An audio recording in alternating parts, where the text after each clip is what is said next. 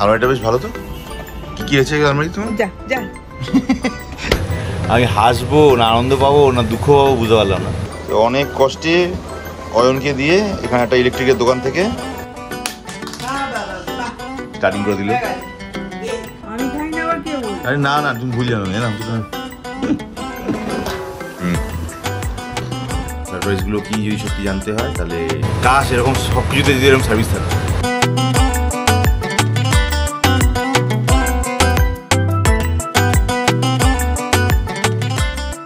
এমনি দেরি হয়ে গেছে, লিফটটা যেন আসছে না। ভাগো ভাগো ভাগো ভাগো ভাগো।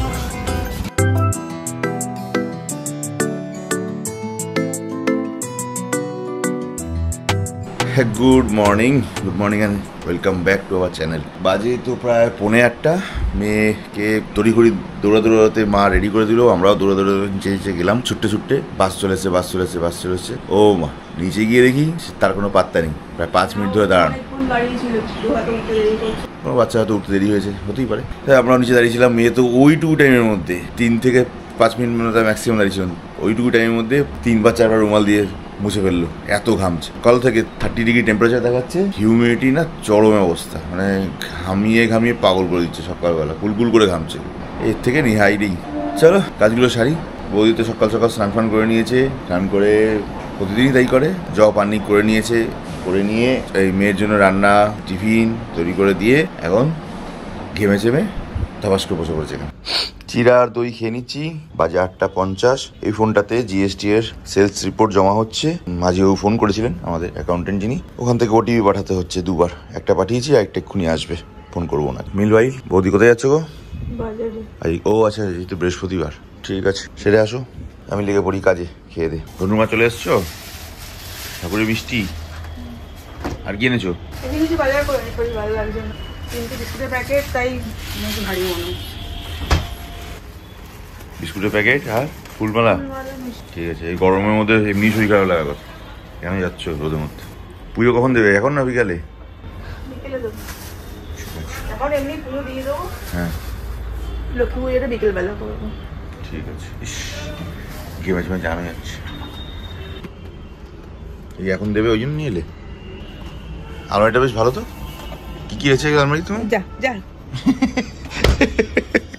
তুমি আমার নিরামিষ আলমারি এনে দেবে না তো কি খাবে? তো বদমাস মেয়েটা দেখো কি নিয়ে এসছে। কি খাওয়াচ্ছে এটা? এটা এনে পড়ে আর প্লেটে ওভার হয়ে যাবে। ও মেয়ে খায় না তো, ক্যান্সেল চাই। গতি করে দিতে। এদিকে কাজ চালাই। কটা ভাই? 2:30 বাজে। মেয়েকে আবার স্কুল থেকে আনতে যেতে হবে। ঢালু বলু। মা আবার কিন্তু স্টান্ট পাল্টে দিয়েছে। মা যখন তখন স্টান্ট পাল্টে দিচ্ছে, আর পুরো দোষ আমার নামে দিচ্ছে। আর আমি বলছে যে আমি নাকি ওনার নামে দোষ দিচ্ছি। পাল্টিবাজি পলিটিক্স করে যাচ্ছি, ঠিক হচ্ছে না কিন্তু। আজকে কিন্তু এক্সট্রিম লেট হলো, এবং এই লেটের জন্য আজকে খুব একটা দুঃখিত আজকে নই আমি। কারণ বাজে এখন প্রায় 5:45। খেতে বসে যাব। সব কিছুতে একটু লেট হয়েছে, কাজ ছিল। কি কাজ ছিল বলছি? দুপুরে লাঞ্চ বা ইভিনিংয়ে স্ন্যাক্স যাই বলো, কলমি শাক, চাটনি আর আন্ডা কারি, ফাটাফাটি। প্রচণ্ড গরম লাগছে, বেরোচ্ছি। 6:20 বাজে। মেয়ে আর মা একটু রেস্ট নিয়েছিল। মা উঠে পড়েছে, মেয়েও একটু পরে কোথায় উঠবে, ক্লাস আছে, ওরা যাবে। আমি ইন দ্য মিন টাইম বেরিয়ে পড়ছি, একটু যাই শিয়ালদা।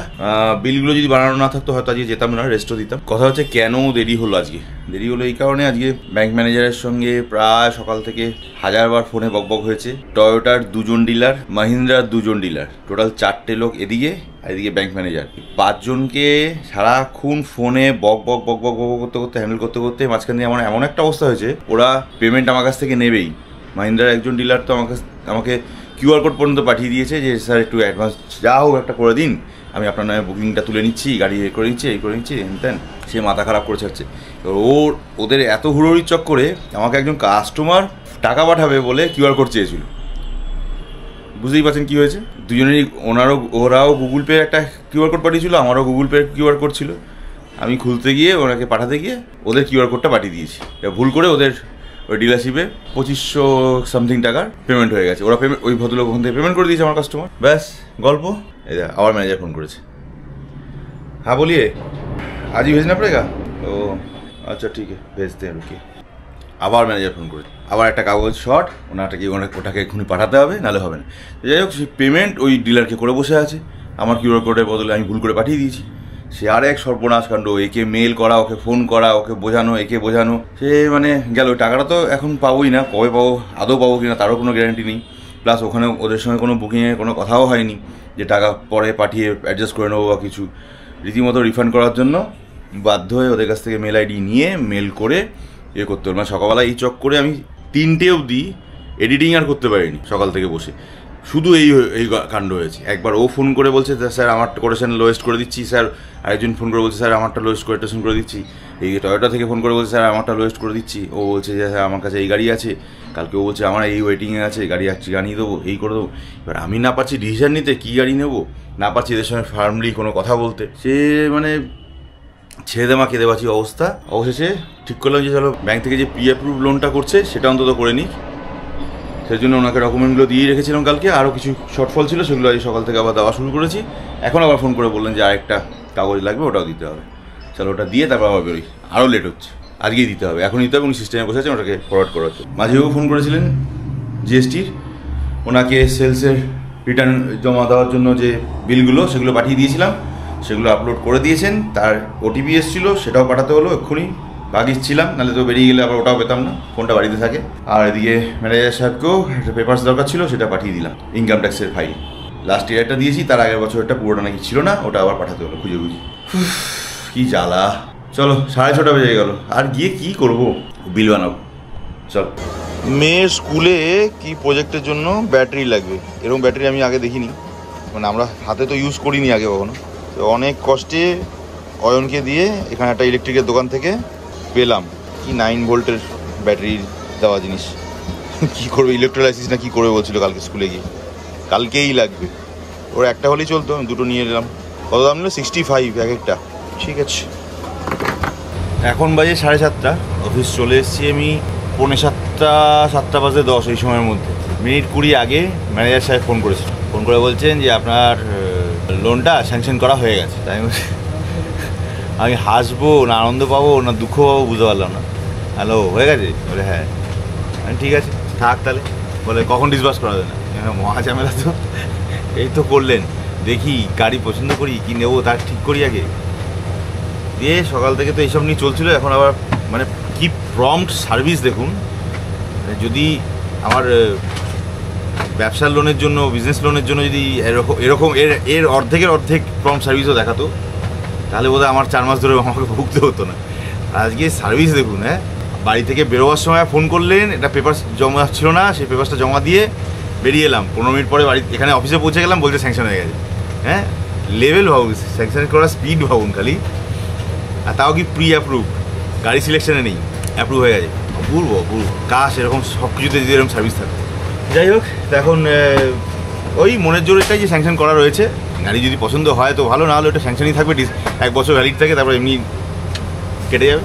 হোক ওদিকে স্যাংশন, আমি এদিকে আমার কাজগুলো সারি সঙ্গে সঙ্গে।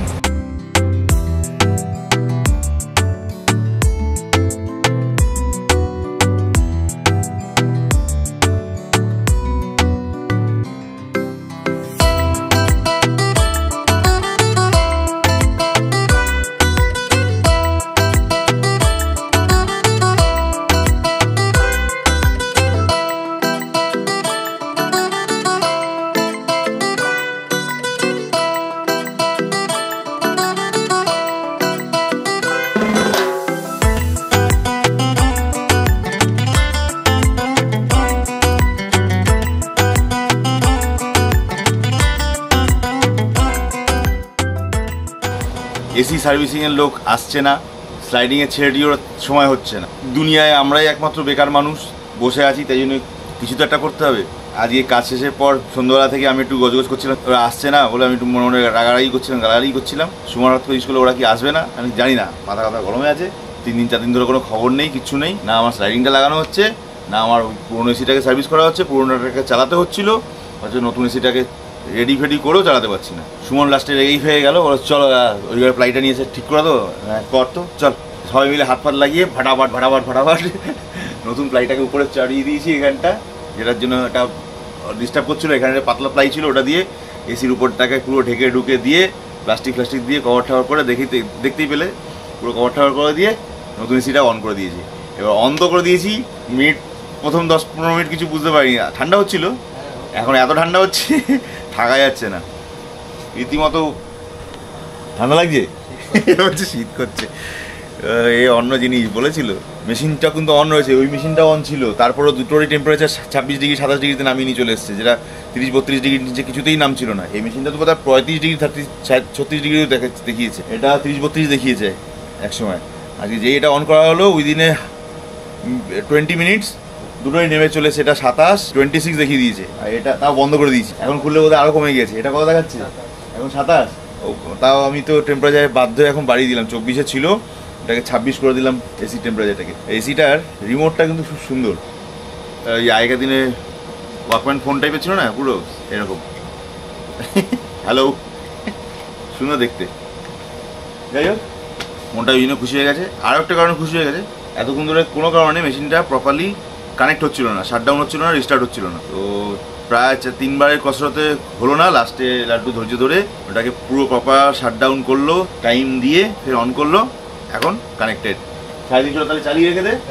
হ্যাঁ, টেস্টিং হয়ে যাবে, দেখা হয়ে যাবে। 2 না 3টে ছোট্ট জব আছে, পেমেন্ট করেও গেছে, কাল সকালে হলেও চালাতে হবে, এখন হলেও চালাতে হবে। চালিয়ে টেস্ট করে দেখে নিই ঠিক আছে কিনা। দেন আমার মোটামুটি বিল করাও এখানে কমপ্লিট। বাজে বেশি রাত্রি হয়নি, মাত্র 11:15 10টা, টু মাছ। ওই অয়নটা আর লাড্ডুটা দাঁড়িয়ে রয়েছে, আমরা দুজনেই, মেশিনটা কানেক্ট হচ্ছিল মনে হয়, যাক থ্যাংক গড চালু হয়ে গেছে। নিয়েছি আবার ওপার অবধি পৌঁছালে বাঁচি আর কি, তাই তো। তখন ওটা হচ্ছিল কি আবার আটকে যাচ্ছিল, আটকাবে না, এটা সাউন্ড অন না হচ্ছে। জয় বজরং বলি।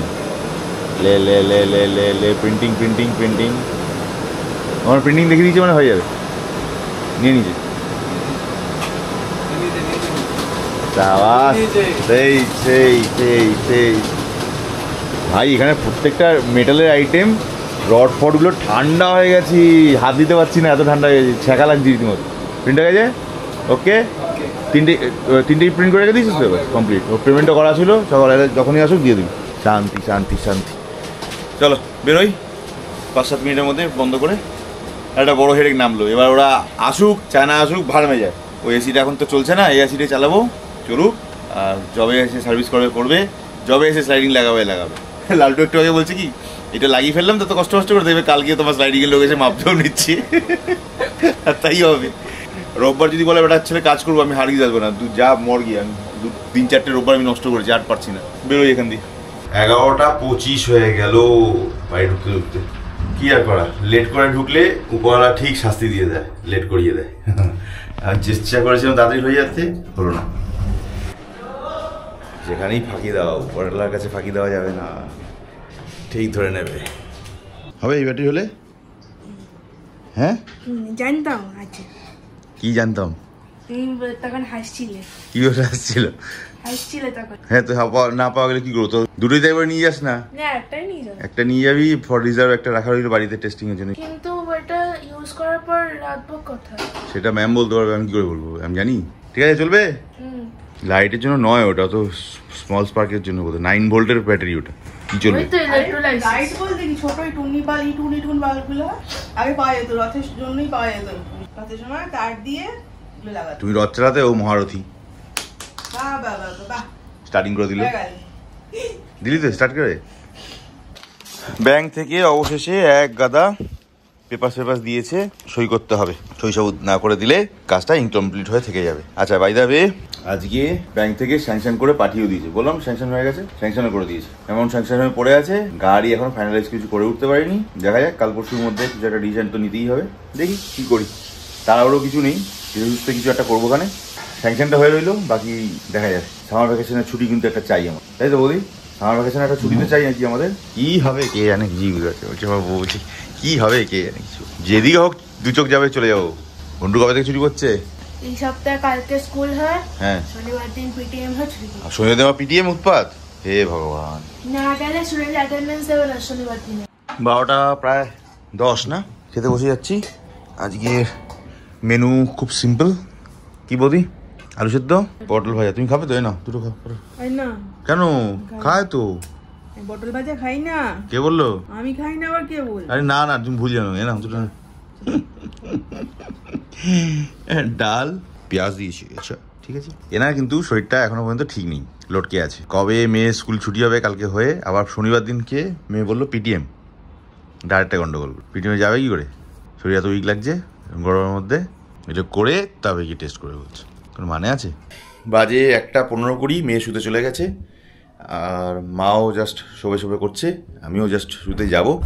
মেনটা টাইম আপনার সাথে একটা কথা বলে নিই ছোট্ট করে, গুড নাইটটা করে যাই। দেখুন, গাড়ির জন্য লোনটা রেডি হয়ে গেছে, বাট আমার 3-4টে গাড়ি প্রথমে ছিল কনফিউশন, সেখান থেকে শর্ট করতে করতে করতে আপাতত 3টে গাড়িতে এসে ঠেকেছি। এক হচ্ছে হাইল্যাক্স, সেকেন্ড হচ্ছে ইনোভা ক্রিস্টা হাইব্রিড গাড়িটা নয়, আর স্করপিও এন। এই 3টের মধ্যে মোটামুটি হাইল্যাক্সকে আমি বাদ রেখে দিয়েছি, রইল এই 2টো গাড়ি। আরেকটা গাড়িও আমার নজরে রয়েছে, সেটা হচ্ছে XUV 700টা। ওভারঅল সব মিলিয়ে একটু কনফিউজ, একটু মানে যদি স্পেস দেখতে চাই তাহলে একটা গাড়ি হচ্ছে, যদি রাইডিং কমফোর্ট দেখতে চাই এবং ফিউচার মনে রেখে পাহাড়ে বেশি ঘোরাঘুরি করতে পারবো সেরকম ক্যাপাসিটিটাকে মাথায় রাখি, তাহলে একটা গাড়ি সিলেক্ট হচ্ছে। 3টেকে তো এক জায়গায় করাটা খুব চাপের হয়ে যাচ্ছে, যে কোনো একটাকে বেছে নিতে হবে। এটাই হচ্ছে মেন সমস্যা এবং কনসার্নের পয়েন্ট, থিঙ্কিংয়ের বিষয়, যে কোনটাকে মাথায় রেখে ভবিষ্যতের জন্য গাড়ি নেব। তবে আমি তাড়াহুড়ো করছি না, যখন যেটা হওয়ার তখন সেটা হবে। আমার মেন টেনশন হয়ে গেছে রিমার শরীরটা ঠিক নেই, ওর টেস্টটা না হওয়া অবধি মনে শান্তি পাচ্ছি না। দু একটা হালকা সারপ্রাইজ আছে, সারপ্রাইজগুলো কি যদি সত্যি জানতে হয় তাহলে সঙ্গে থাকতে হবে, কিন্তু হ্যাঁ সঙ্গে থাকো, দেখতে থাকো। আর যারা নতুন আসছো চ্যানেলে, যদি ভালো লেগে থাকে please like and subscribe. Tata, bye bye, good night, ফের দেখা হবে কালকে একটা নতুন দিন নতুন ব্লগে।